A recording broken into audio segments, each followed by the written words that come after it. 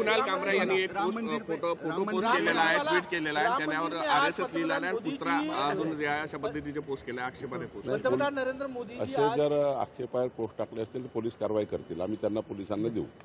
आता याचा अर्थ काय घ्यायचा आहे हे त्या पक्षाच्या नेत्यांनी ठरवलं पाहिजे.